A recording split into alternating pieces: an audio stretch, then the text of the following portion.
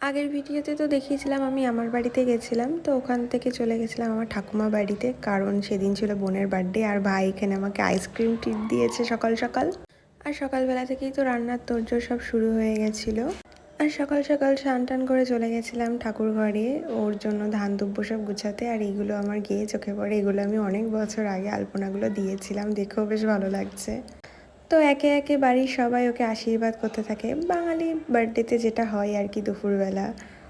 তারপর আমাকেও বলছিল আশীর্বাদ করতে। আর সত্যি কথা বলতে আমি না এরকম আগে কখনো করিনি, যে এতটাও বড় হয়ে যায়নি যে আশীর্বাদ করতে হবে। তো যাই হোক, সবার কথা মতো করলাম। আর এখানে ভাইও করলো আমার দেখা দেখি।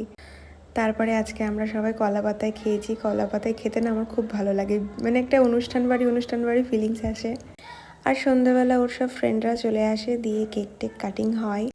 তারপর তো ওরা ওদের মতো এনজয় করতে থাকে। আর এখানে ওদের জিজুকে পেয়ে ওরা তো আর কাউকে চেনে না, যত গল্প যত আড্ডা সব জিজুর সাথে। আর জিজুও পেয়েছে ছোট ছোট সব পুচকে পুচকে ভাই বোন, তাদের সাথেই গল্প করতে সে ব্যস্ত।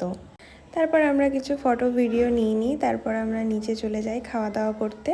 আর এটা দেখে তো বুঝতেই পারছো, সবাই মিলে একদম ঘিরে বসে আছে, তার সাথে সব গল্প করছে। তো এই দিনটা তো আমাদের এভাবেই কেটেছিল। তো আজকের মতো বাই।